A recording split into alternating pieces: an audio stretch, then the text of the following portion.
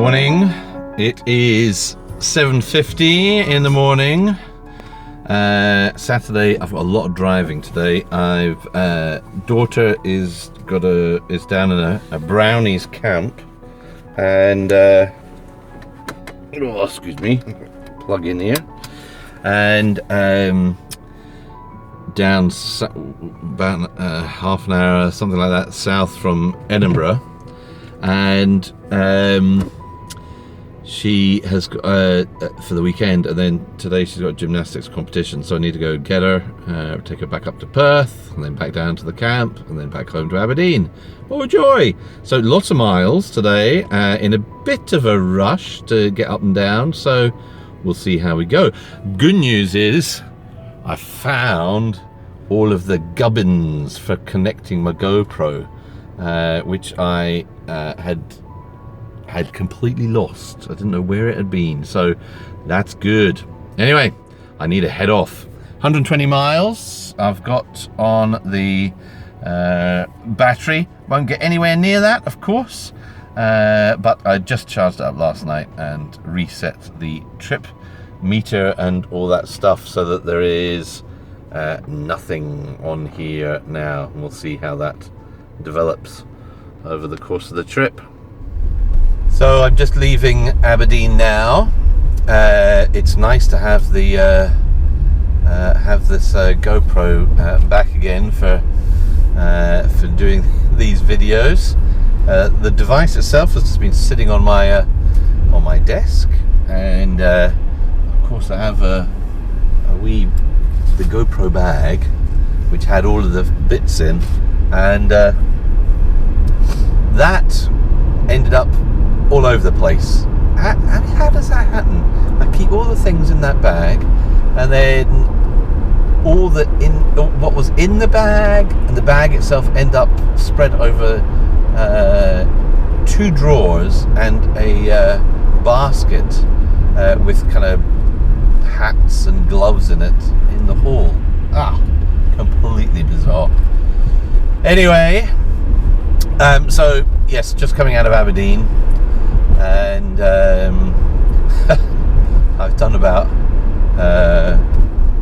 what have I done? Maybe half a mile or something like that, and I'm already down to 118 miles of my range thing. So anyway, today I am not really in kind of eco kind of mode, in that I at least on the way down to the central belt, I do have time pressures because I have to get my daughter to Perth for a certain time, for her round in the gymnastics competition. So that does mean not too much faffing around. I think 2 rapid charges is my plan. I think I'm going to try head down to Dundee again, to the ice arena, and charge up there, which is what we did going up and down to Knock Hill recently, a couple of weeks ago. So that's the intention. From there down past Perth, but not charging up at Perth, to Edinburgh, and then maybe charge up at the Ingliston Park and Ride, which is just near the airport, and then it's another drive further down to I can't even remember what it's called, the place I'm going to, but it's way out in the country. Pick up daughter, back, another charge at Ingliston just to make sure I've got enough to get up to Perth, so maybe just for 10-15 minutes. And then when I'm at Perth, depending on when we get there, if I've got time after dropping her off, I'll go and plug in the car at one of the car parks that's got lots of chargers, where it'll charge up there, or after her competition, I think she's wanting to go and get something to eat, we'll go and plug in elsewhere and do that. while we eat, and then back down past Edinburgh to this place, Netherburn or something like that, house. Anyway, and then all the way back up to Aberdeen. So it was about 7:48, 7:50ish when I left, after I'd faffed around trying to connect the GoPro to my phone so you can see what's going on here. Yes, my old phone, of course, was already connected to it, and now I've got this new phone. I had not done all the connecting bit, and it was a bit of a palaver with the GoPro mounted on the screen. I had to take it off again and all the rest. Anyway, that's it. Right. In the meantime, since my last video, last weekend I drove all the way down, not that far away from where I'm going today. However, I did it in 2 days. So we drove down to Edinburgh one day, and I went down with a friend. So we didn't do any videoing really, because we were blethering and setting the world to rights on the way down, as you do. But actually the journey was fine. It was great. We drove down to Dundee, and then we went round to Edinburgh, to IKEA in Edinburgh. I needed to get a few things. Got those things, and then after doing that, do you know what? I'm going to set the cruise control here before my foot gets a little bit leaden. Although I'm in a bit of a rush, I don't want to completely blast through my battery. So I'll set it for 62ish, and maybe up it to 65 once I get to 10-20 miles down the road.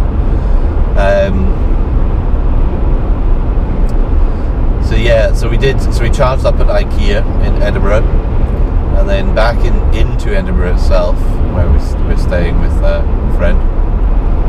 And then from there it was down to a place called Eyemouth, which is this little town. It's bigger than a village, but it's a town on the coast, really close to the English border. And now the wonderful thing was there was a charger within a 30-second walk of the place where we were going to. We're going to a church where a friend of ours was getting what's called inducted to be the minister there. So we were, and so this charger was, and it's a bit bizarre to me, this one, because it's not exactly on the kind of main road, this place. However, it was a rapid charger, so that was perfect. When we were finished with all the tea and speeches and things afterwards, the car was fully charged. We went back up to IKEA for a quick charge and a cup of coffee. Back round to Dundee for a bite to eat and a charge, and then up to Aberdeen. So I think probably took about an hour longer, maybe a little bit more than an hour longer than if you were in a petrol or diesel car, and that was the time that we were charging. Otherwise, it was a regular journey, and the charges that we stopped at all worked fine, so no worries. I'm hoping today is equally as painless. We'll see.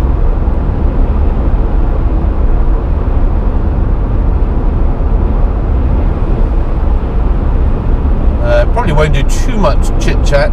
I always seem to say this and then end up with way more blether into the screen, talking head stuff. What's that all about? But I'm going to listen to an audio book. I just finished here's my little plug for Audible. I am not sponsored by Audible, I hasten to add. I just finished John Ronson's latest book. He's the guy that wrote the book Men Who Stare at Goats, if you've seen that film or read the book itself, and the Psychopath Test, Them and Us, and his latest book is all about shame and thinking about the kind of history of public shaming and how that has developed latterly, using some examples of people that have been Twitter shamed or Facebook shamed, and it's a good book, powerful book, a little bit scary in what can happen to you in the blink of an eye, how a flippant little comment can turn into a complete disaster if folks either get the wrong end of the stick or misunderstand you, do not get the irony in a post you've put up, and your world can fall apart. Very good book. Anyway, I've just finished that one, so I may go back as we're driving down, because listening to an audiobook when you're driving I find absolutely wonderful for doing longer journeys. Keeps you engaged, keeps you alert in a way that just driving or listening to music sometimes do not. So I am ploughing my way through Cryptonomicon, which is a book by Neil Stevenson, I think it is, and it's huge. I mean, it's a huge book. I think in the actual printed book it's a 900-page book or something like that, and I'm liking it, but it is slow. It is really slow, and the guy who's doing the reading of the book in Audible is excellent, doing a really good job, but there are huge long passages where you're just like, okay, let's get on with a bit of plot here. So either that, I might listen to a little bit of that, but I also have got a new series of books, an omnibus of 3 books that I think are called The Mountain Man, which I've heard are quite well written, well read. In fact, they're read, I think, by the same guy who does the Audible book for The Martian, which I think I may have plugged on these videos before, because that is an excellent book and an excellent audiobook. Not all audiobooks are excellent, but that one sure is. Anyway, there's a whole bunch of guys out on the road doing a bit of strimming. They are at 8 in the morning on a Saturday, obviously getting paid overtime. Actually, that's not obvious at all. These are council workers. They've probably been dumped on from on high, but hey.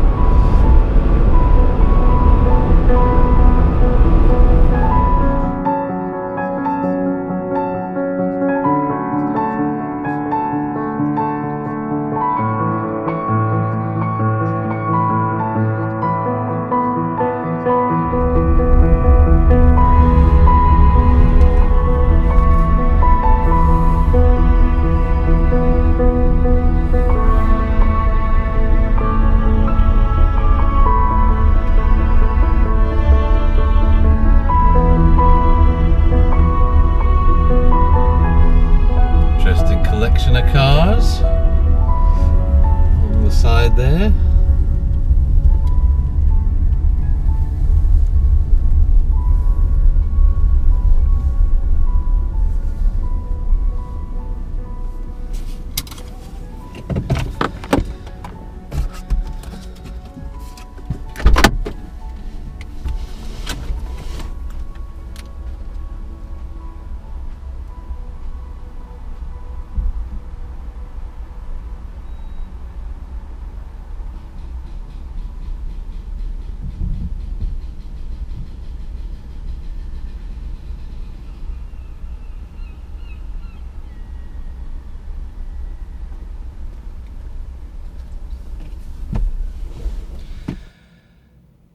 I've plugged in at Dundee, and I was down to 11% or so, and 45 minutes charge. So I think I might just leave it for half an hour or so here. Go get a coffee, maybe a wee bite of breakfast across the way. Though I might have a wee wander at some of these cars up here. There must be a sort of classic car rally on somewhere. Quite a nice wee collection of cars just drove by on the way in. So I kind of tip on EV driving for your anxiety. If you're a kind of anxious person, which I'm not really, so the range anxiety just doesn't really play into my personality. It's just, it is what it is, and I know how it works, and so that's that. I do tend to, though, if I'm on a longer journey, start so instead of starting fast and then realizing, oh, I better slow down here just to make sure my battery range, I do it the opposite way around. So I will tend to start the journey a little bit slower and then build up the speed as I get closer and have a better understanding of kind of how the battery's doing. And it's a bit colder than it was a couple of weeks ago when we came down, 10 degrees, whereas then it was very nice 15, 20 plus degrees kind of weather. So by the last few miles I did have the cruise control set at 70, and kind of maybe halfway down I was up to 65, 66 miles an hour. So for the first bit, maybe set around 60-ish, 62-ish, something like that. So that kind of works for me. Less anxiety then, but you're still probably getting the same kind of benefit of speed, but you're just doing it in a way that makes you're not so stressed by using a lot of energy initially and then having to save, if that makes sense. Right, I'm gonna head off and get something to eat, I think. And we're up to 19% on here, so it is going up fast.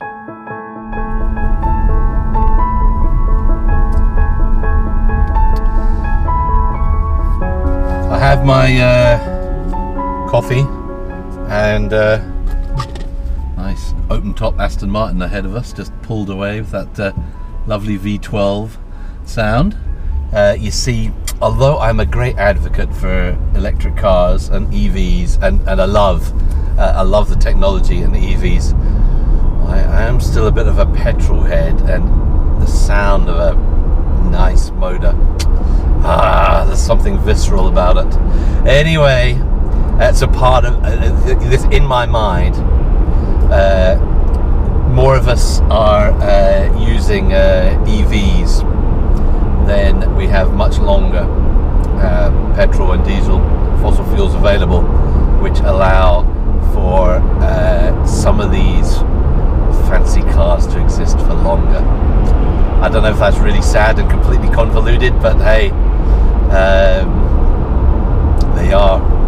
Anyway, I have left Dundee, heading down, and in fact I need to put in the sat-nav, where I'm heading to the Ingliston Park and Ride, and I'm trusting I've got enough battery to get there. When I got back from to the Ingliston Park and Ride, there we go, I had it set there. Yeah, when I got back to the charger, it had not enough charge. It says, right, 53 miles, and it says 58 on the range gauge here. So, do I stop briefly in Perth? So anyway, I'm ahead of myself here because my brain is calculating ahead.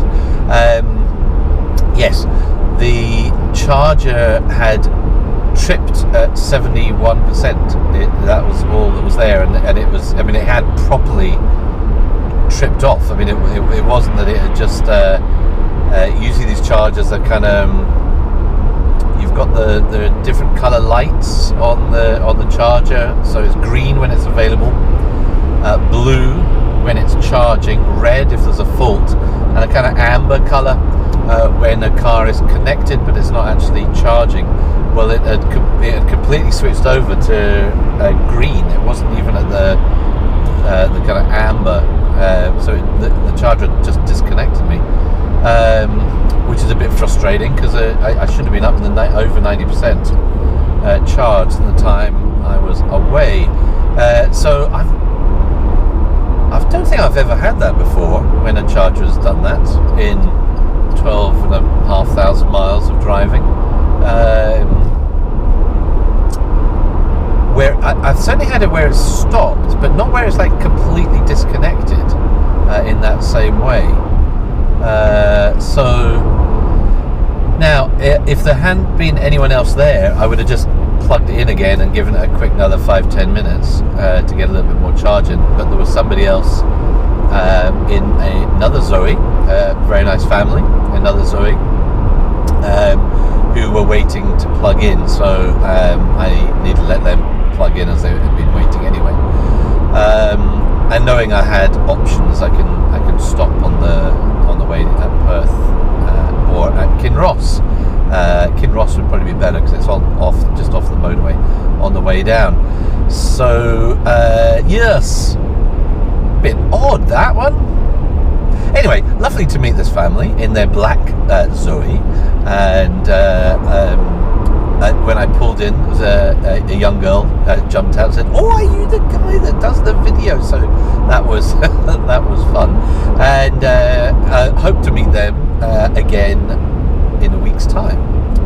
There is a big EV rally I mentioned in the last video taking place kind of from Glasgow up to Stirling, and they're planning to go to Stirling, so I'm sure I'll see them there. I'm going to head down to Glasgow and do the whole thing. I think is my intention. I might even wash the car for that. So I think they're going to put kind of stickers on the cars for going up the motorway in convoy together. So at the moment, well, you know, I picked this colour of car, this sort of grey colour, so I didn't really have to wash it very often because it just looks grey anyway. I probably would have really quite liked a black car, just like the one we just saw, but I know it would always look terrible because I don't wash my cars, so I rely on the rain for that. Anyway, I might wash the car for next week. We'll see. So that's that.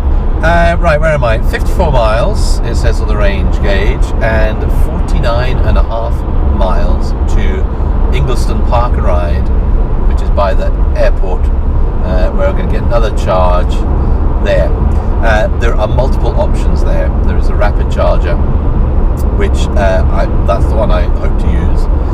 There are also some 22 kilowatt chargers, so if the rapid does happen to be blocked, I can always charge the 22 kilowatt ones without having to go somewhere else. Right, my averages are not fantastic, 3.35 miles per kilowatt hour. Now, I have not really been driving much differently. It is going up, it is steadily going up. I haven't been driving much differently to how I had been driving the last video, up and down, but that average is quite a lot less. I think I was around about 4 miles per kilowatt hour. So I guess my average speed is a little bit higher, 52 miles per hour, and it is colder. So that is probably, the temperature is playing some factor in that. Okay, a little bit more eco driving over the next few miles, and then I'll check how the range is doing when I get to near to Kinross, and whether or not I need to get a quick 10 minutes or so there.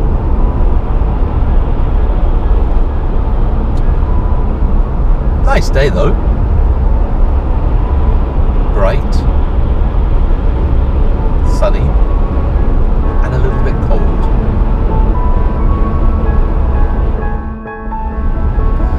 I'm just passing the exit to Kinross, where the Kinross services are. Now there's an ecotricity charger there, but it is still out of service. It was a couple of weeks ago, still is. That's not great, and you'd expect them to try and fix these things a little bit quicker than that.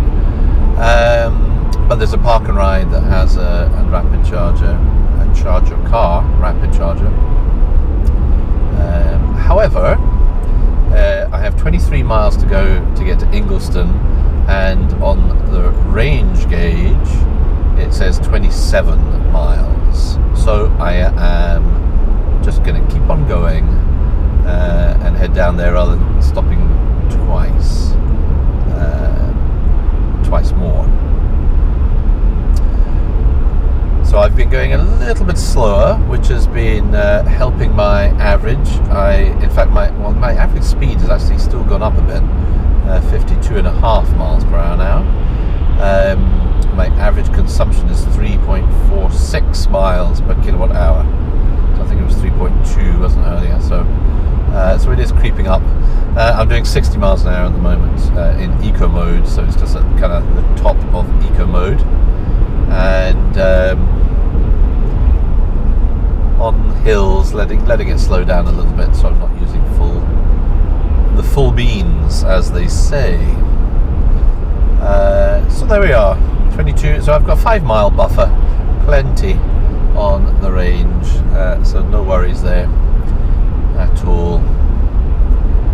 That is, unless I get lost or something like that and end up having to go way out of my way. Though I think I'll gain a little bit more back as I come down towards the Forth bridges and all of that stuff, heading into Edinburgh. Okay. Oh, just as I'm talking, an alert has sprung up saying there is not enough battery power to reach the selected destination. Do you want to add a charging station to your route? That just after having passed one on the road. No, I will say to that. Very polite to be asked. Destination unreachable. I beg to differ.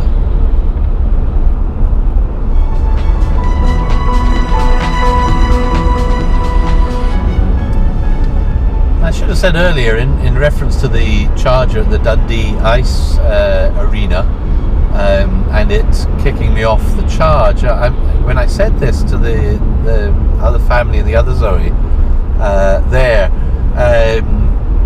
they said they've had that same experience of it doing the same thing. It sounded like when they've had it before, it was at a higher, it was at over 90% when it's done that, but it has just stopped. So that's strange behaviour, and not brilliant, because of course what you want to do is, when you're stopping at these rapids, is just, get a quick break, and there are restaurants just near there which make that very doable and straightforward, but you've got to you're always second guessing it then. I hadn't checked my emails when I was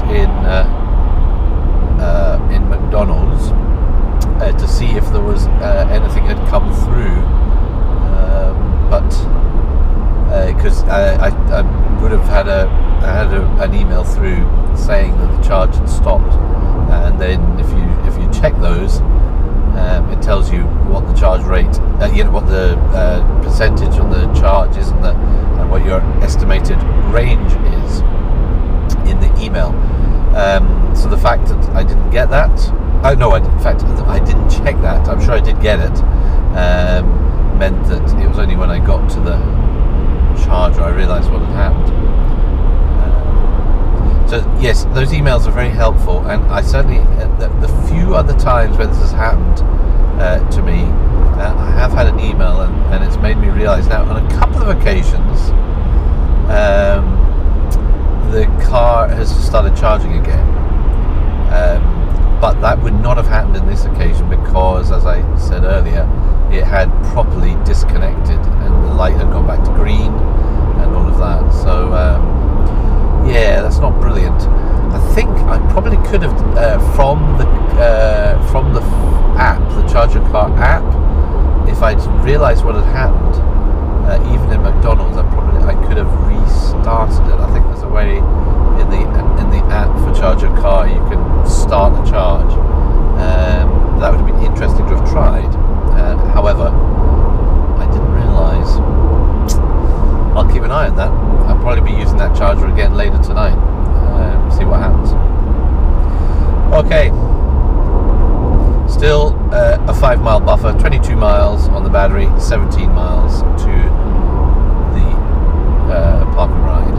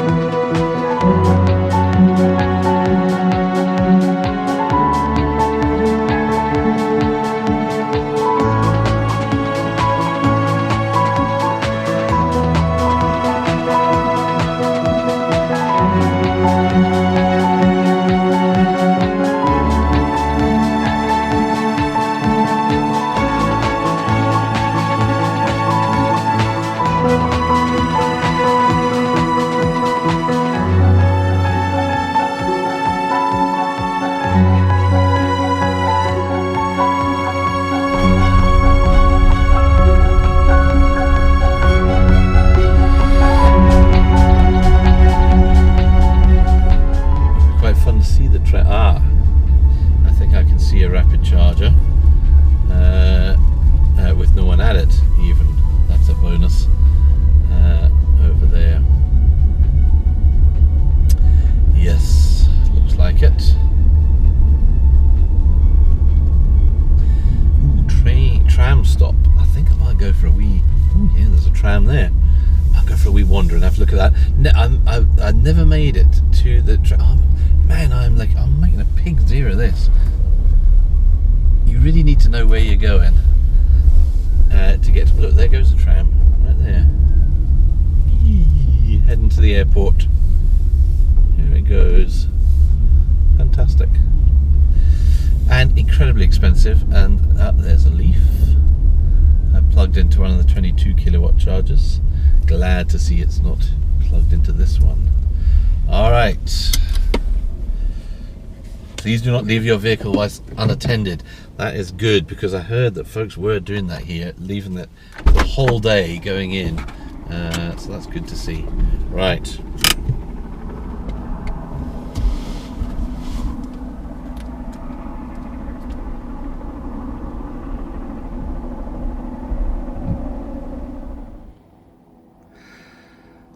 I am charging now. Yes, just hear the fan starting to whir up at the Ingleton Park and Ride. Had this charger here. So yeah, this is good. All this blurb down here, because I think when this first went in, there was somebody who kept plugging in here. Every day during the week, and then going in, and would just leave the car here all day at the rapid charger, which is not at all the purpose of these rapid chargers. So yes, you can see why they've put that in there. It says towaway scheme and penalty charge in operation for that. It would be interesting for the I can't remember what the deal is with the Leaf. A Nissan Leaf, there's one over there charging at one of the 22 kilowatt chargers. Of course, it will only be able to draw whatever it is, 6 kilowatts, 6.6 kilowatts, something like that, if it's got the improved AC charger on it. But certainly in the Renault, the cable gets locked in, so if they started manhandling it, they would do some serious damage to the car in towing away. That'd be interesting to see.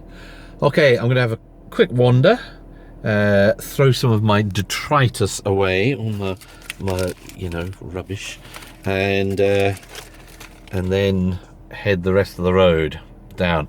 So I was quite close. The warning light had come on the battery, but as I thought would happen when I came into coming down to the 4th. Of course, you're coming down, so I gained quite a lot back. So I actually still had about 9 miles, 8-9 miles on the charge. So it was absolutely fine. If I'd had a longer charge, it just would have meant I could have driven down driven down 65 to 70 instead of kind of sitting at 60 miles an hour on the way down. However, I think I'm still fine time-wise. I think it's about 30 miles further to where I need to go. Though it's more of a country road, or a road, to where I'm going. So to pick up my daughter. Okay.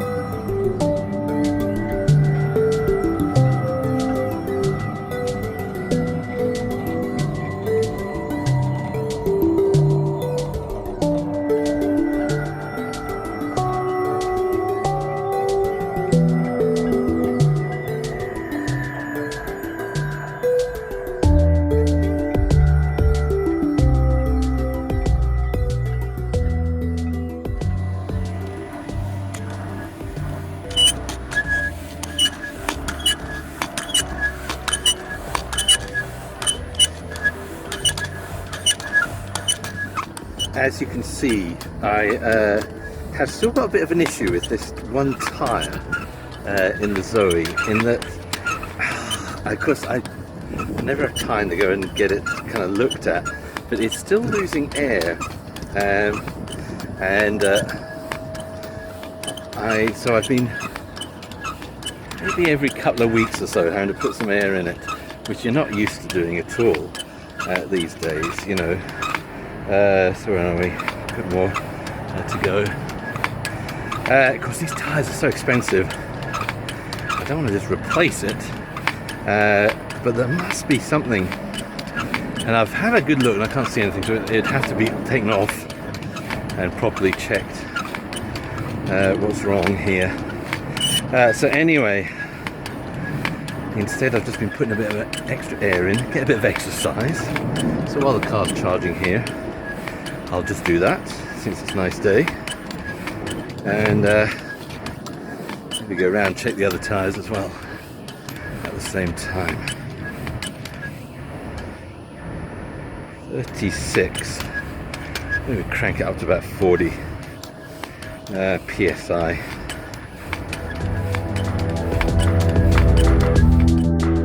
I have put in the directions to my next stop, which is 26 miles away, and I need to get back to here to do another quick top up before then going back to Perth. So 86 miles here, and we are at, it was at 90 something percent, so I'm just about to call it. In fact, it seems like it's already called quits on me, but hey, there we go. And then go from there. So it actually says the reason it stopped, it's saying charge session finished. If you can see that. Oh, it's struggling to focus, isn't it? Oh, silly Samsung phone. So now that's very unusual for the AC. I know it does it quite a lot on the DC side. Anyway, 20 kilowatt hours basically put in after 30 minutes. Right, welcome. So I guess I can just unplug.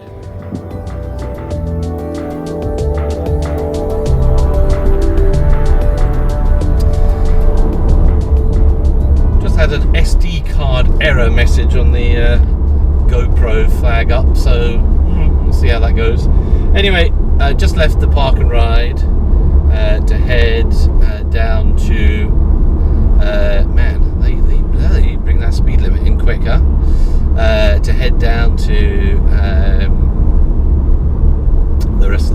Netherwood House, I think it is called, something like that.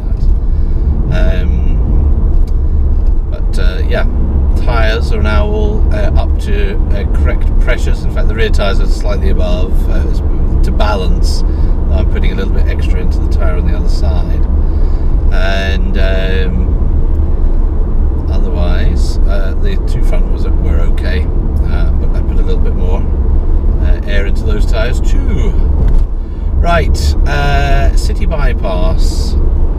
That's basically what I'm after.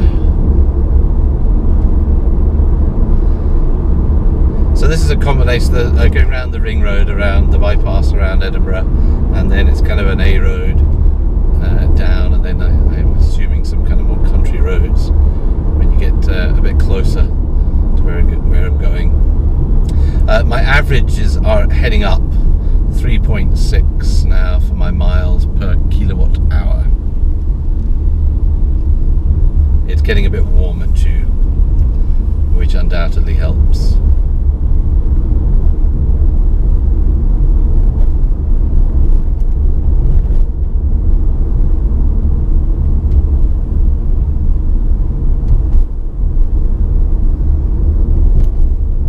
Alright, here we go, on to the ring road. Probably it's round about that sort of time for one of those time-lapse things, isn't it?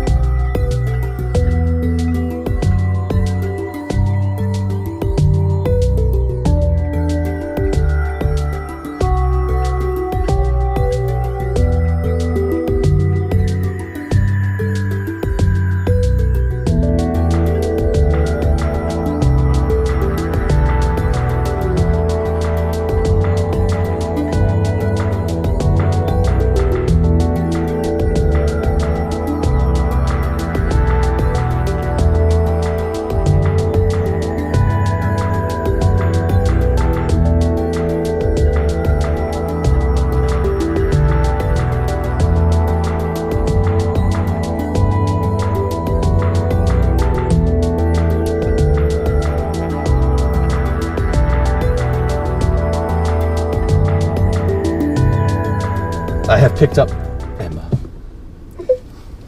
who is in her gymnastics stuff, which is great. Have you got your glitter in your hair and everything? Oh yeah, I have got. But you've got more with you to add when we get there? Cool. At Netherwood House, the garden house you're in at Netherwood House. So we are going to head back up the road, get a quick charge, I think, and then up to Perth. So we're going to kind of reverse the way I came down. So I'm just going to put that into the sat nav actually, so we know where we're going. So Enma, how was your night last night? Were you guys up very late? Yeah. Yes. What time did you go to sleep then? I don't know. You don't even know it was that late? We didn't have any like watch or anything. Ah, you had nothing to tell you the time? Yeah. I see. And how many of you are there? 6. There are 6 of you from Aberdeen? Oh no, Yeah. I meant like 6 in. Oh, in your room? Yeah. Are there quite a lot of, because I saw there's a lot of tents around. Oh, they're But- for the guides. Are they the guides? Right, We okay. sleep indoors. Oh, nice. Actually, it's quite nice though, isn't it? You could be out of a tent. It's okay, the weather at the moment. Cool. And we'll be back here later tonight then. Yep. Yeah. Okay. You've definitely got all your stuff you need? Mhm. Okay, well I got down here, I've got 53 miles left on the battery. It's 26 miles back, of course, to Ingliston. So as I was on the way down, I was just enjoying the wee country road. Yeah, I've got everything. You got everything? You got your disc and all that? I've got my disc, I've got my handbag bag. Okay, And brilliant. then I got the hairspray and a brush. Excellent. Sounds like everything is there, ready to go. This is quite nice out here, isn't it? Sheep and all that, the hills. It's very pleasant. Oh, big potholes in the roads as well. We'll try and avoid those. Okay, right, so next stop, back to Ingliston.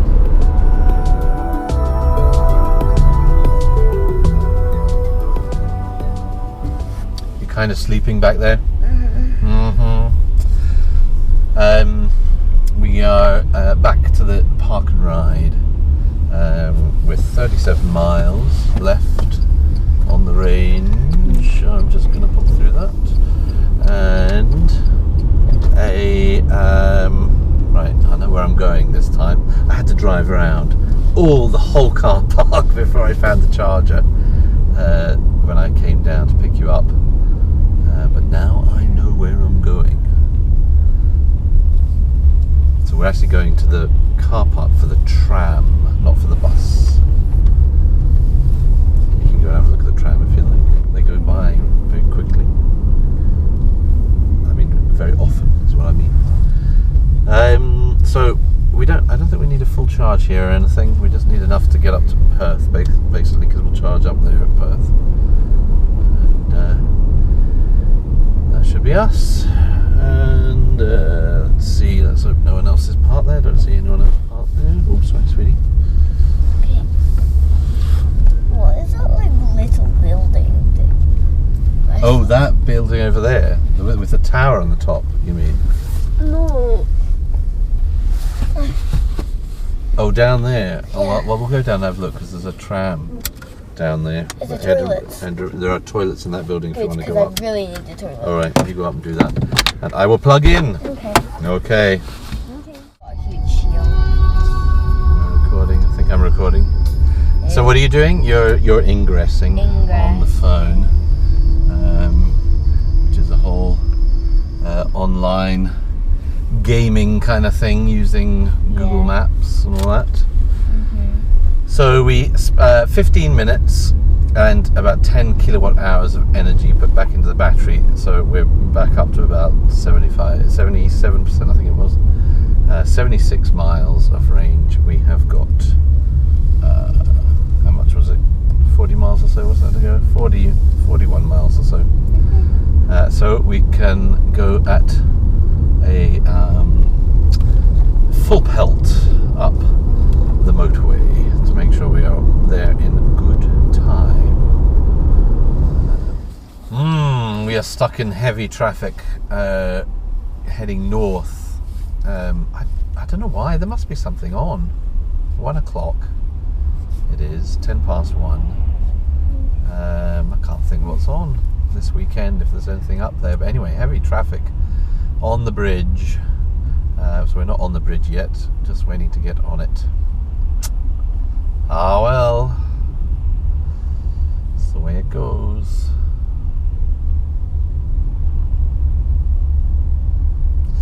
So I had been making really good time and making some time up, and now we've lost it all in sitting in the queue here.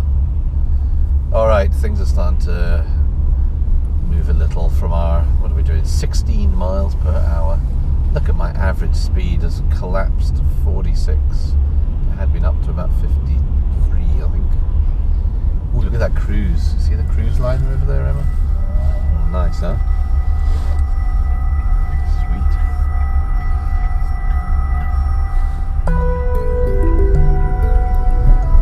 I'm just driving past South Inch car park, which is where I often stop to charge when I'm coming down. In fact, on Monday, goodness me, I'd forgotten that. Monday I'm coming back down here. Really am putting on the miles this last month. Looks like the rapid charger is green. Looks like it is working at the moment. For meetings here regularly, and so I charge there. But we are moving on past there. Not sure if I'll have time to walk back and to drive back, plug in, and walk back to the sports centre or not. Probably not. But we actually made it in fine time. I was told it'd be good to get here by about 1:45, and that is what it is. Exactly 1:45 now, so we should be at the sports centre in another 5 minutes or so. Yeah. So I did a little bit of thinking ahead before coming on where I would stop, and kind of just thinking about how long it is, and then leaving a bit of contingency, and that has been has worked out fine. No problems. So I've had a few conversations with people in the last few weeks. There's somebody I know who is looking to buy a new car, and one party in the relationship wants to buy an electric car and the other does not. So they're talking about a compromise in some kind of hybrid. So I could see the appeal in a hybrid, in that you almost don't need to think about it. We were looking at different hybrids, and the Golf GTE, which is basically the same running train as the Audi A3 e-Volt. So there's a 1.4 litre, I think it is, or 1.5 litre turbo and supercharged, I think it is, petrol engine with about 148 horsepower, and then a 100 horsepower electric motor. When they're both working together, you have about 200 horsepower. It's not additive, but with both working together in a kind of power mode, it's about 200 horsepower, which is, for a Golf-size hatchback, is quite considerable oomph. Of course, there's an awful lot more weight with the battery pack to carry on. I think it's an 8 or 9 kilowatt hour battery, and about a range of 20 to 30 miles on electric only. And so I can see the appeal of that, and of course it's got all the different settings. You can charge as you're driving. You can keep the electric charge so that you're only using that around cities. You can do a hybrid mode, just like a kind of Prius mode, that sort of thing. And by all accounts it works really well. So I guess my question mark over it, and this is entirely personal, is a kind of efficiency thing of carrying around two forms of propulsion, and just all the extra weight that then involves. So I guess I'm kind of an advocate of, for my own, it's a purity thing, of wanting that. However, that being said, if there was a hybrid version of a 7-seater for family, for our other car, I would definitely consider that. Whether I'd consider over a pure battery powered, well, if there was a pure battery powered vehicle with a range of 150 miles or so, that was a 7-seater, I would be very tempted indeed. However, they do not really exist yet, or if they do, they are mind-blowingly expensive, aka Tesla Model S with the 2 extra seats in the back, which really wouldn't be big enough for us any longer, or the Tesla Model X, which is not on sale yet and is going to cost an absolute fortune. So neither of those, unfortunately, are options. Yeah. Now, one of the things, so one of the other parts of the conversation we've been having has been over, so the other party in these discussions, who just doesn't want to be bothered. And I see that kind of blows my mind a bit for a kind of environmental sense, in that, oh, you should be bothered, because this is important to think about where our energy comes from, about climate and all the rest. However, not everyone does, and there's a bit more education required. And part of it is just because they don't want to have to think about it, don't want to have to think about the change, don't want to have to ponder it. So I have been thinking about it on the way on this drive today, about that and the use of modern technology, and really, I mean, modern technology is wonderful, but it doesn't come like completely free, if you know what I mean. I don't know where I'm going here, I'm not entirely sure. I'm just following the sat nav and hoping it takes me to the right place. What do I mean? The technology you do need a certain sense of adapting to the technology to get the best out of it. So of course technology can just do its Bell Sports Centre car park, here we are.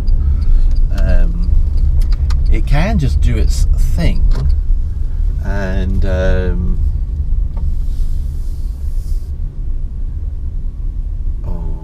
I might need to stop this conversation while I hunt for somewhere to park. I will carry it on later. Alright, daughter dropped off at the sports centre, which I'll need to come back to. But mamma mia, of course there's a whole gymnastics thing on all weekend. I think it happens regularly.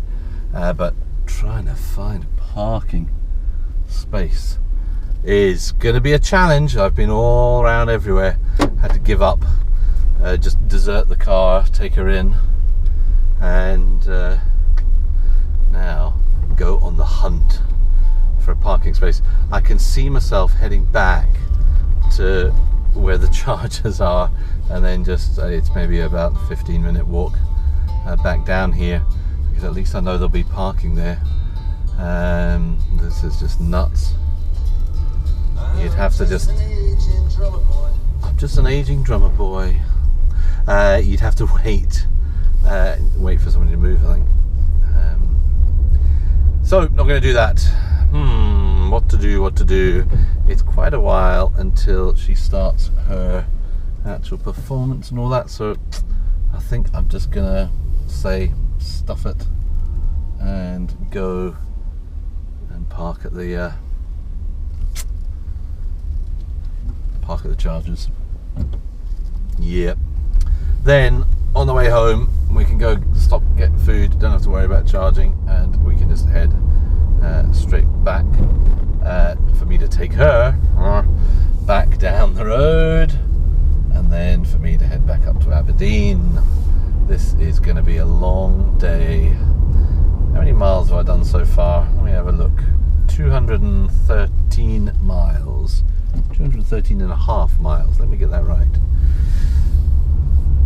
So I was in the middle of a whole long winded waffle about technology, and at the point I was failing to make, because I suddenly was getting anxious of where I was and making sure I got dropped off daughter at the right place, was that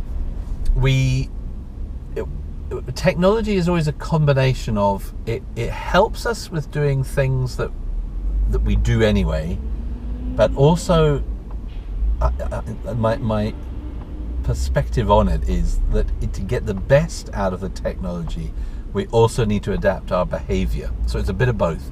It helps us in what we kind of ordinarily want to do, but to get the best out of the technology, because all technology has limitations, we have to adapt our behavior. And so the changes to transportation seem to be part of that.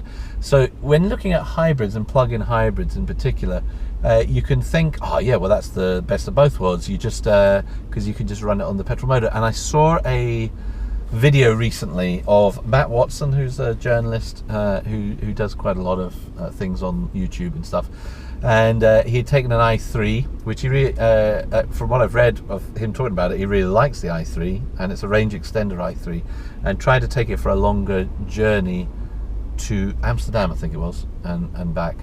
and it all went a bit belly up, his plans to do this. And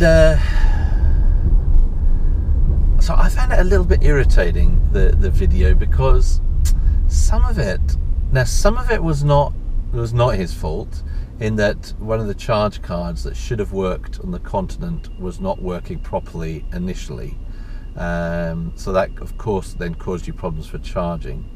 But the other thing was, like, he left and the car wasn't properly charged up. Now, no one in their right mind who owns an EV would leave for a long journey and they haven't got the car 100% charged up. It's things like that just like, really? No one would ever do that. And so instantly that kind of buffer that otherwise you might have is gone. A bit odd. So anyway, in the video, he has to rely on the little 2-cylinder motor for a lot of the charge, which then, I mean, completely defeats the point of having it when you're doing it. And so that's what I worry about with other folks who maybe see a hybrid as this is the best best of both worlds, and I can do my kind of green bit and all the rest, and then basically just run it on petrol. And then you really are just lugging this extra motor around and all this battery pack around. So unless you change your behavior and ensure that you plug in whenever you can plug in, so that the battery is always topped up, ready for the day, you are not going to get the environmental benefits or the benefits that the car could offer in terms of performance either, I guess. So you do need to, with any new technology, while it helps you do what you want to do anyway, it's good to also adapt your behavior to benefit from that technology to the maximum.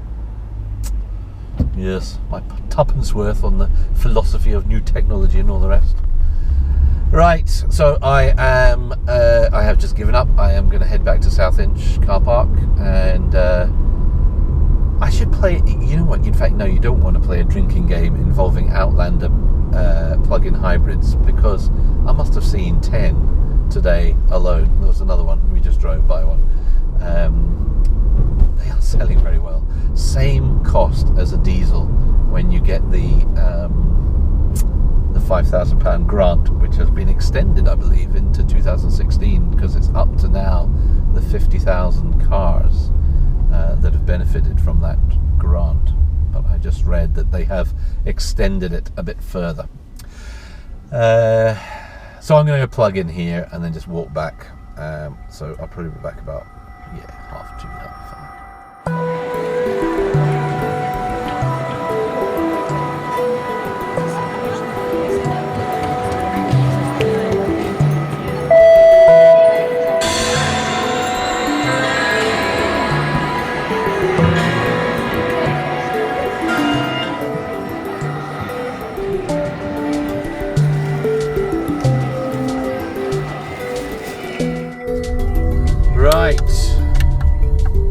We have done gymnastics. Mamma mia, quite an afternoon of gymnastics, and we're heading back down to,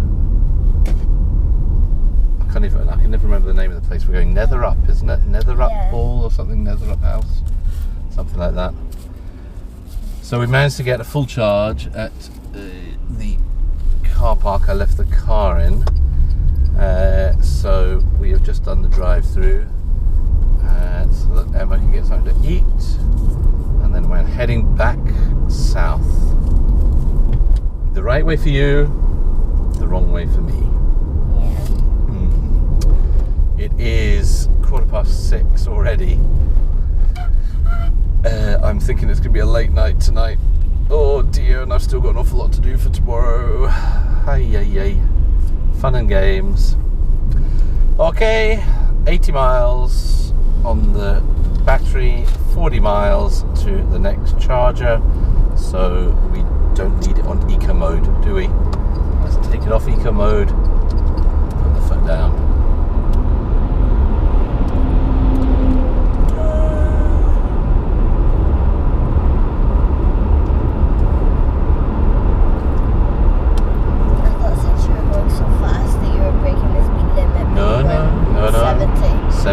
right, which I am doing now. We're okay, yeah? Just coming off the motorway to back to the park and ride for the third time today, and we'll be back here again for a fourth time in another hour and a half or so, I guess. So I just set the cruise control at 70 miles an hour and came all the way down and have just maybe 45%, 46, 40, something like that on the battery left. 36 miles range, so pretty much as fast as I could legally, and no one at the charger. So here we go, very sleepy person next to me. 2 leaves, white leaves, plugged in. There's somebody having a good look at them, see that? Somebody's having a good poke around. Oh, look at this, look at this, look at this. Right, I'm gonna plug in. Okay, look very sad at the charger, which we arrived at, and nothing, completely dead. So, very strange, because we've used this twice today, and it was working fine. And of course, I call the number, and it's only office hours, which is absolutely hopeless. You can get through to somebody on a mobile, but they don't have full access to the system, so that really doesn't do much to help in a situation like this. Thank goodness there is redundancy in some 22 kilowatt chargers next door. That's all I can say. So we're not stranded in any way, but a little bit frustrating. Never mind. I need to think about it on the way back, because I might go to IKEA and charge up there instead. And we're trying to Skype through back home on the phone, but we're not having much luck, are we? Connecting. Anyway, so that's a bit of a bummer. It was working fine for the 2 times earlier today.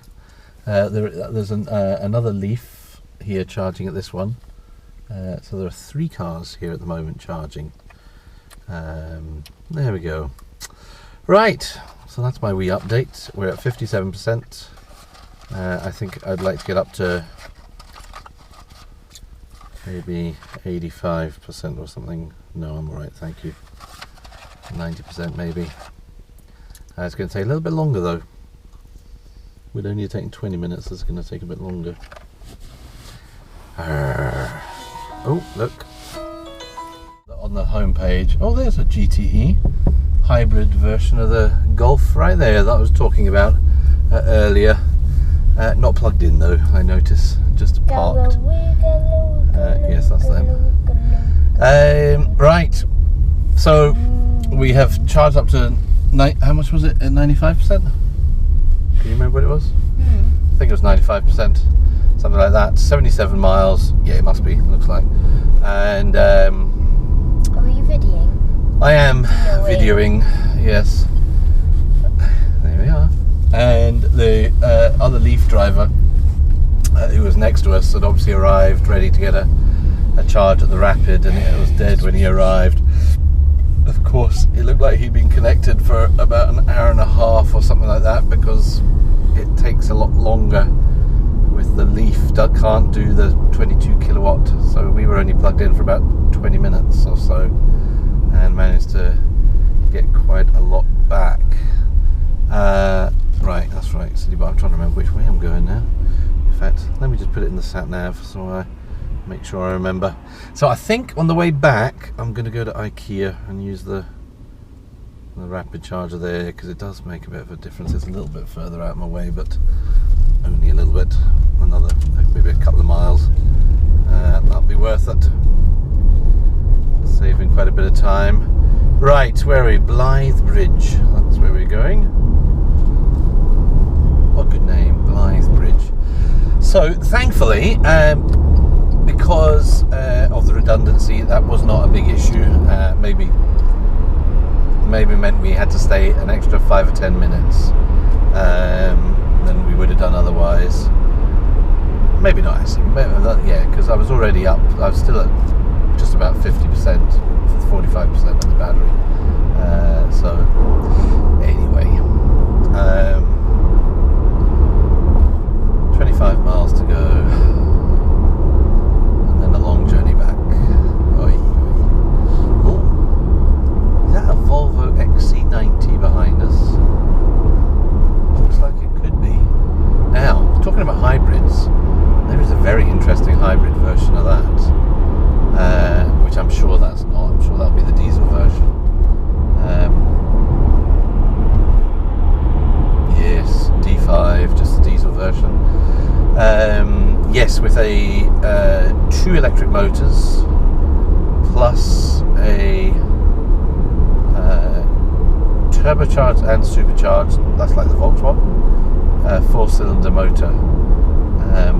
All in about 400 horsepower. 7-seater. And costs about £60,000. So that's not going to happen. It's a shame having all these great hopes and aspirations and nay money. They are. That's where the good old Renault ZOE comes in. Cheap as chips.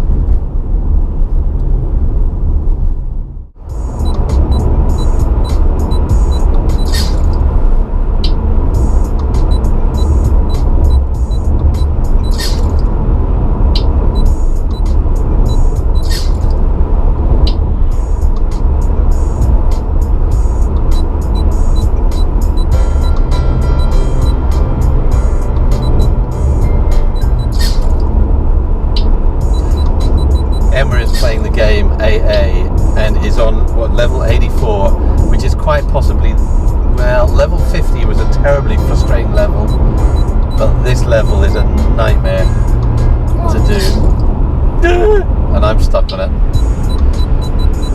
You're stuck too, huh? So I've been putting up with for the last 10 minutes with this.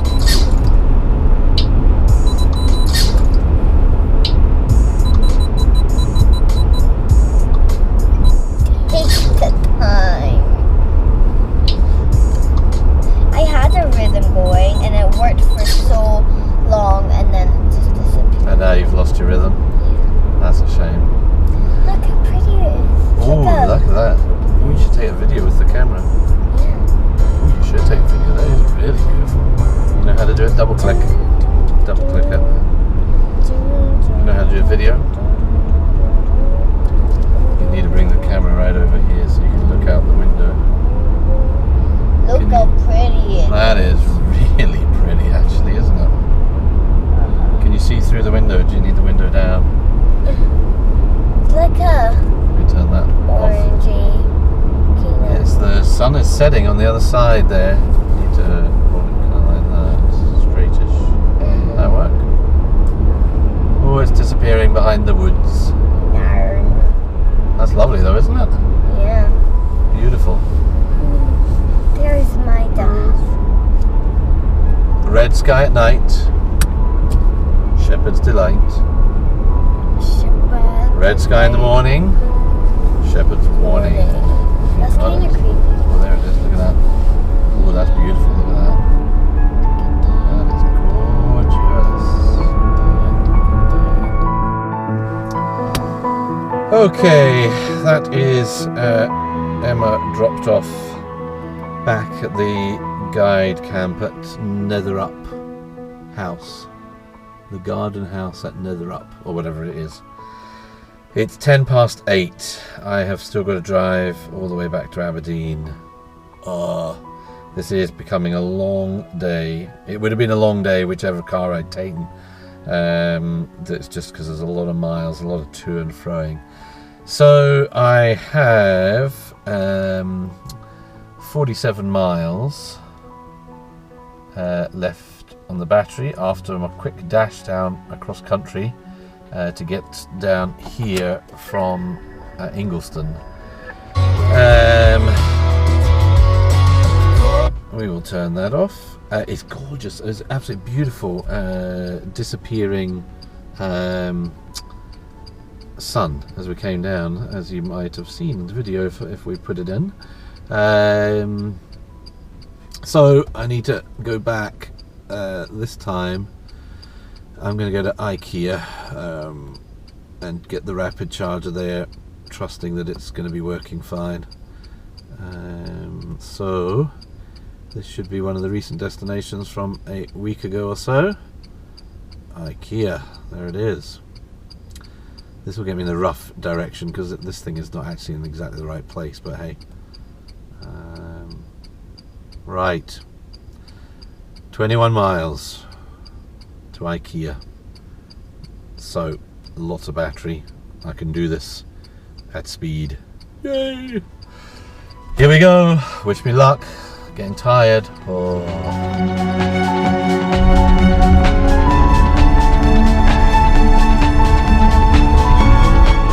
What is very, I so rarely get a chance to drive on country roads these days. All my driving is generally in town and then out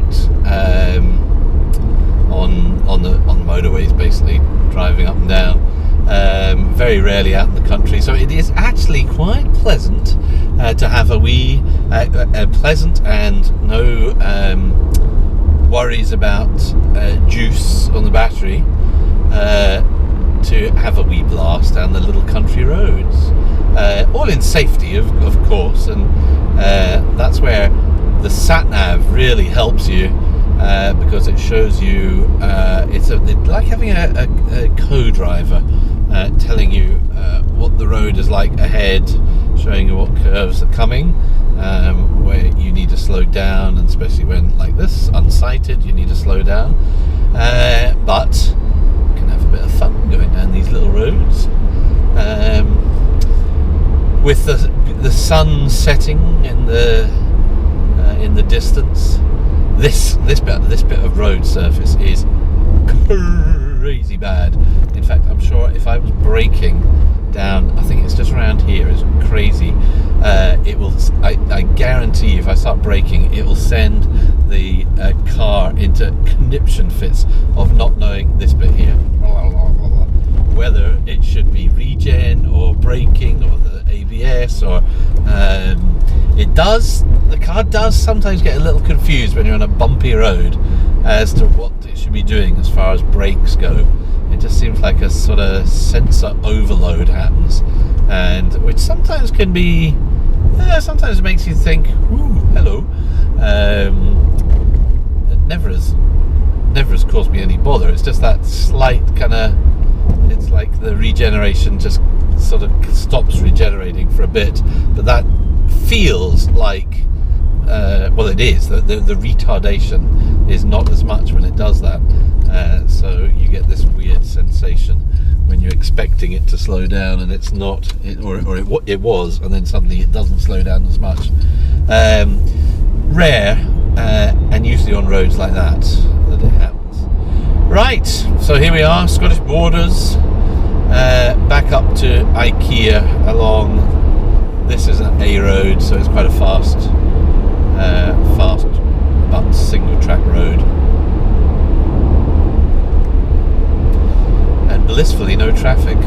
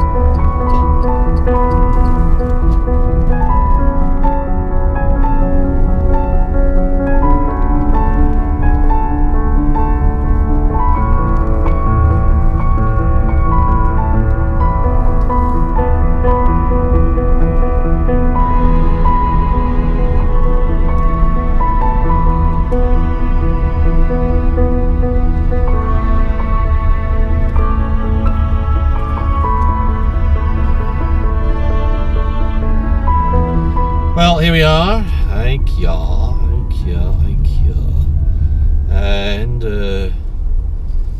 looks like the charger's on. I can see a little glow from the screen anyway. We'll go and have a look and see. Or otherwise it'll be back to the 22 kilowatt ones at the Ingliston. Right, let me go and have a look at IKEA, and it is charging fine. So I was down to 34%, something like that, and 40 minutes here for a full charge. I don't think I need that, but I'll let it get up to 90 something percent. In fact, I'll put in the sat nav where I'm going next, and then that'll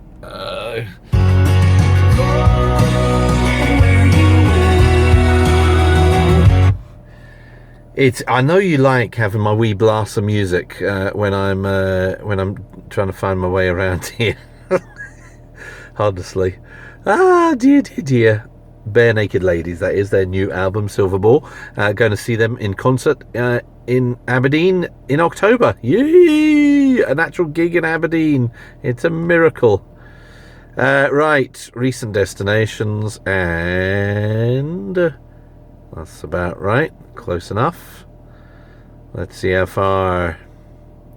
I should know this. I've done this before, just recently. 65 miles. Okay, done. So 65 miles. If I want to drive at 70 where I can, most of the way, I probably need a fairly full charge just to make sure I get there. Now it won't be 70 all the way because the bridge, there's always a bit of delay and all that kind of stuff, and in fact the bridge is 40, 50, maybe 40 when you're going north, because there are all these roadworks there. I think it's 40 actually with the average speed cameras on. Yes, so I've got a little bit of time, so I'm going to read a bit of my book. I've been listening to my audiobook just now, so I'm going to read a bit of a book. I'm reading a third book from an author called Paul Collier, who is a world-renowned economist, and this one is called Exodus, and it's all about immigration and migration of people, refugees. And my word, is that a book that is prescient with what we've seen on the news in the last few weeks, sadly. So I'm going to read a chapter of that, I think, while the car charges up here, and then move on. I'm kind of playing with this phone, and I haven't quite, it seems to be doing okay. It does seem to do some slightly odd things as far as focus goes. It's not just as good, it seems like, bouncing in and out of focus as my last phone, the Lumia 1020, which had a fantastic camera on it, though it was getting a bit slow. It was showing its age, being about 2 years old as a phone, though it was still an awesome camera. Anyway, this is a great camera, but there are some quirks with it for sure. Right, direct consumption meter on the car. Jan Bart, a fellow Zoe driver and fellow vlogger with his video blogs on life with his Zoe, My Electric Journey, if I remember rightly, his vlog on YouTube is called, asked the question about the how that is represented in the car, and there is something odd on this car about how it is represented. He was asking, oh, it's strange, when yours goes to 0 it seems to stay white, whereas his is blue. I think I've got that the right way around. It's a bit more complicated than that, in that I've got the direct consumption on and it is at 0 now, so you can kind of see what it does. And if I bring this down here, I don't know if you're going to be able to see this with the camera. It's not going to pick up the colours well enough. But what is actually here, the 0 is in the blue colour and the kilowatt is white. So when you're positive, when you're putting your foot down and it's taking energy, it's consuming energy, and that's positive, they're both white.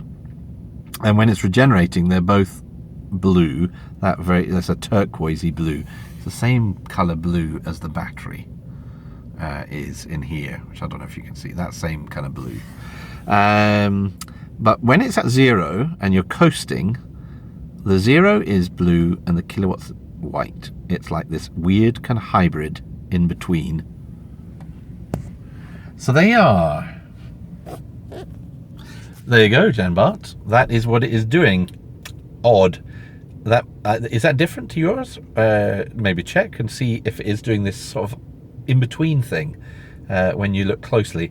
I am... Oh, hello. I'm into the gloaming. I am pretty sure that you won't be able to tell on the video because it is subtle. I can tell easily looking at it myself, but there you are. All right. I haven't got around to my book 70, and I'm at 70% already, so I'm just waffling on instead. That's life. Well, I don't know. I can't remember what time it was I got here to IKEA. I'm up to 96%, so I am going to disconnect and move on. Drive up to Dundee. It is 8 minutes past 9. I'm up to 97%. I am definitely going to disconnect. All right.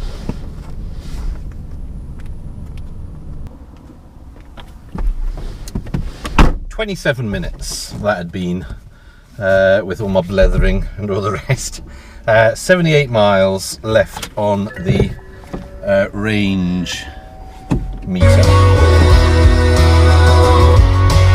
Yeah, as ever, a little blast for your own entertainment. So I am now going to try and find my way out of this IKEA here. Head up to Dundee. It says there's not enough power to reach the selected destination. It says 78 miles on the range gauge, which now, considering I have been blasting around at 70 miles an hour, I'm treating to be pretty accurate because I haven't been mollycoddling it, and there are 65 miles to go to my next stop. So it's so conservative, that whole you know, at your own peril move on thing, which is a bit irritating really, because you know there's plenty of juice to get up there. Right, so onwards. Just arriving at Dundee, 10:15. So that'll be about an hour. Taking to get up here to Dundee. Pretty much over the bridge. Had to slow down to 40, as I said, but the rest of the way, pretty much the between 65 and 70 with cruise control. Brought it down a little bit for some of the going up the bigger hills. Then yeah, 70 for all the way from Perth to Dundee. Just the last couple of miles when the warning light came on for the battery at about 9 miles, so I brought the speed down a little bit. So it says at the moment 5 miles range, and it is 1.7 miles or so to the charger. Hoping that charger is working, the one at the ice arena. So we'll see if it does the same thing it did early this morning, when it didn't charge all the way. It just kind of stopped. I think I probably will have a toilet break while it's charging and get a coffee, but most of the time I will sit I'm in the car, so I'll be able to check what it's doing in case it does something strange. Alright, so once this charge takes place, which is going to be pretty much a kind of full charge-ish, because it is pretty low on juice, then it is home. That'll be good. Just got the red alarm going off, and on the R-Link screen it says, "Warning, you must charge your car." In fact, I'm just getting a text message through, which is coming through to my band, telling me about the battery level is low. I know. However, it's nice to get the reminders, isn't it? Okay.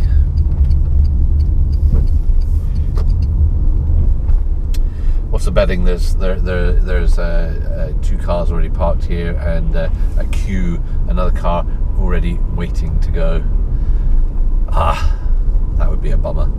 But it's not. Green lights and no cars around it. I can see from here. Good news.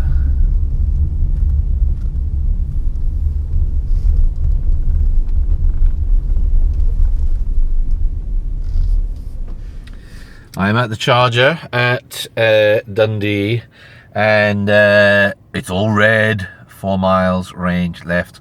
That's fine though, plenty. So I will plug in. In fact, let's turn off and look at my speed. It's not looking good, is it? 75 out of 100. Not brilliant. Never mind. Okay. Not Ecotricity, it's charge a car I need now. Get my card and make sure it's open at the front as per usual. There it goes. God, crumbs everywhere. Okay. It says 55 minutes, 7%. That's fine, isn't it? 55 minutes, a bit longer than usual. Right, toilet break. Toilet break required. And then a wee rest before on the last step. So it's very tempting while the car is sitting here charging just to go and watch a quick movie. But I won't do that. That would take me much longer for then getting home. I've had my comfort break and have topped up and got a new coffee here, and up to nearly 60% in what, 25 minutes or so. What time was it when I got here? 10 past, something like that, wasn't it? 20 past. So in fact it'll tell me up there, won't it? It's been charging for 18 minutes, it says, and put in 13 kilowatt hours. So it's not bad. Yeah, when the rapids are working well, it's great. It works fine. So while thinking about what I was talking about earlier about new technology and other folks are thinking about this, and I've heard a number of people just recently going on just about you just can't do it. You know, I mean, it's been said over and over again. People saying the range is not there, and long distances are not possible, and all the rest. And it's just not true. I mean, it's you can't do it in the same way that you do it in a petrol diesel car, but you can do it. And it's different, but I wouldn't say it's worse. I think it's safer because you're stopping more frequently, and so you're getting frequent breaks and the rest that involves from the concentration on driving. And you've got to think a bit more ahead. So you do have to do a bit more planning. But let's be honest, I have, I mean, it's been a long time since I've done this, but I have run out of fuel in a petrol and diesel car way more times than I have run out of electricity in this car over the last year and a half. I've done it once, and that was on purpose to see what it would do. So it's just, you just need to think a bit differently. But otherwise it's entirely doable. So yeah, of course, for short distances, it's better, and you hear, of course, folks talking about the Zoe and the Nissan Leaf as just city cars. You can only use them in the cities. So you hear that over again in the motoring press, but it just isn't true. But you need a bit of knowledge. You need a bit of nous. And you need to understand the charging network. You need to understand the inadequacies of the charging network, so that you build in allowance around that. And if you do that, then you really should not have any problems at all. As today has I found this journey to be absolutely doable, possible. It's tiring, but it would be tiring in a petrol diesel car as well. I would have been just as tired, and I suspect I would not be in as good a place, because I would have been probably doing longer stints before braking, and I know it's not good for the nodding head thing when you're driving, which is not good at all. So there we are. One more jaunt, and then I'm back up the road. So I may make it before midnight. And I left, what was it, 7:45 or something like that? Yeah. Ooh, late. Definitely has been a long day. Okay. Keep charging. I could hear, because it's really quiet around here at the back, I could hear the car from way back, the fans in the car. At the moment I can hear the fans at the back in the battery pack blowing, but you could hear it from way back as it was charging. I think it was about 40% or something like that when I first came back, and it was so of course it was in absolutely maximum charge rate. So yes, you do hear there's a lot of effort going in the car, keeping everything cool when it's charging at that rate. Lots of energy going on underneath me. So yeah, 65 miles to go. Yeah, so I will, in fact, eco mode on. I will drive a wee bit gently to begin with, especially going all around the ring road around Dundee, where you're limited in speed anyway. So, and then slowly build up the speed as I head up the road to Aberdeen and get closer. The aim being to arrive with maybe 5 miles of range left would be ideal, I guess. Something along those lines. You know, efficiency. I'm using as much, but a little bit extra in case the charger's not available. There though, I don't need the car in the morning, so I can plug it in later. Right. Back to Cryptonomicon, which I have been listening to most of this journey around, in between the videoing bits. And that'll keep me awake, along with my large latte.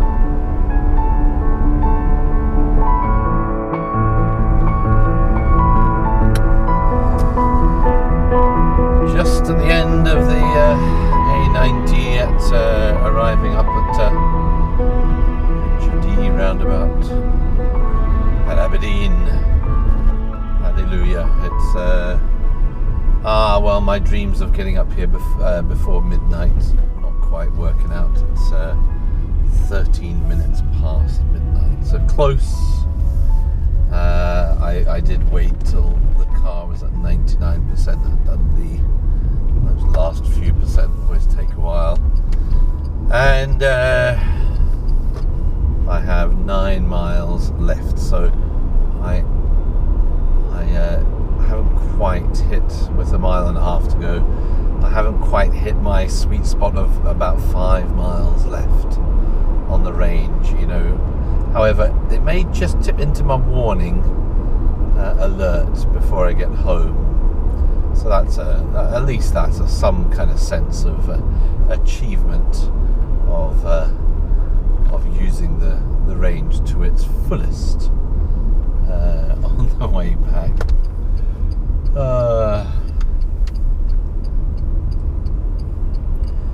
Right, I'm gonna go a route back that takes me past the chargers, so I can see if one of them's free. If it's free, I'll just plug in and leave the car there overnight.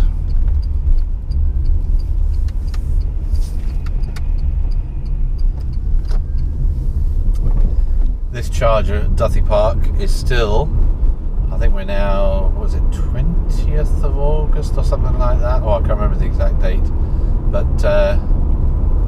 it's at least 2 weeks that one side of it has been kaput. And normally it has been fixed quicker than that. So it is frustrating. Though this last week, I think whoever was the last person that used the ZOE, the car club ZOE that's parked there, I can't remember if it was the BMW or the Audi or whatever that's quite often parked there. Anyway, something else was obviously plugged in when somebody came back with it, so they weren't able to plug in and charge because the other side is not working. And then I don't think anyone's used it for the last few days or the rest of the week, because it just hasn't been plugged in, and normally it's plugged in all the time when it's there. So it actually hasn't been too much of an issue, and that you can still plug into the other side. But ordinarily it's plugged into the good side, and so the charger is redundant. It's not redundant. It is out of use for the rest of us who might want to charge up there. Right, on our road, which is in a increasingly bad condition. It is really bad. All right, moment of truth. I can see the ZOE is parked there, and the BMW i3 is plugged in, but not charging, but plugged in. No worries, 9 miles left, so there's enough for a bit of pootering around tomorrow, and then can plug in tomorrow. Oh, it's good to be home.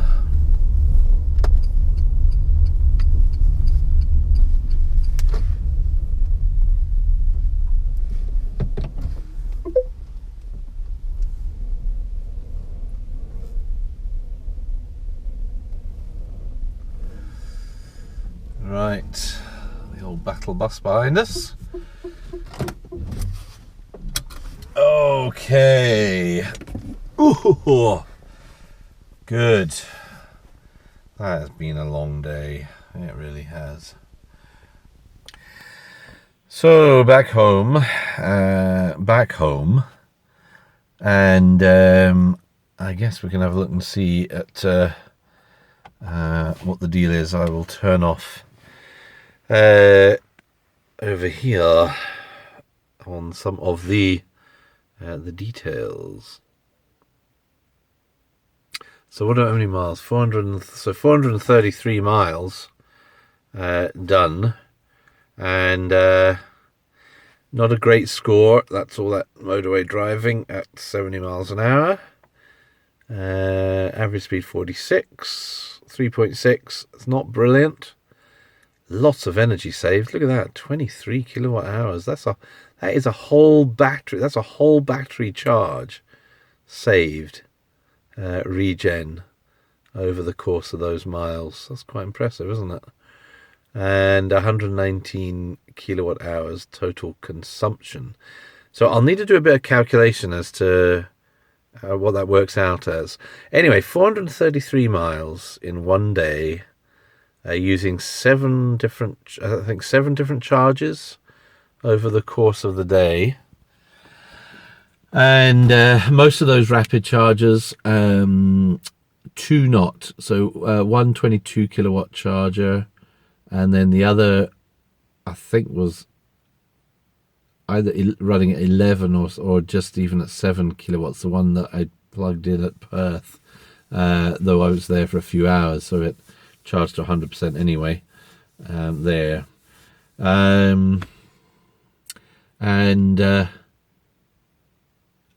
Well, it's actually been fine, hasn't it? No problems really. 433 miles, blimey. So what I need to work out is the difference in cost. Well, how much that would have cost 433 miles if I'd done it in the other car. So that would have been the range, and that one's usually about 450, 500 miles. So it would be a whole tank basically. Is about £60 at the moment to fill up. £60, £65, something like that. And my fuel costs for this were zilch. 0. Haven't been charged for any of it. So that's not bad. The last Zoe I saw in Dundee, I asked the guy, "Oh, how are you liking your Zoe?" And he said, "Well, it's cheap, isn't it?" And he's not wrong. Right, time for bed, and then I need to get up early because I've got a lot to do for tomorrow morning. Okay, signing off. Night.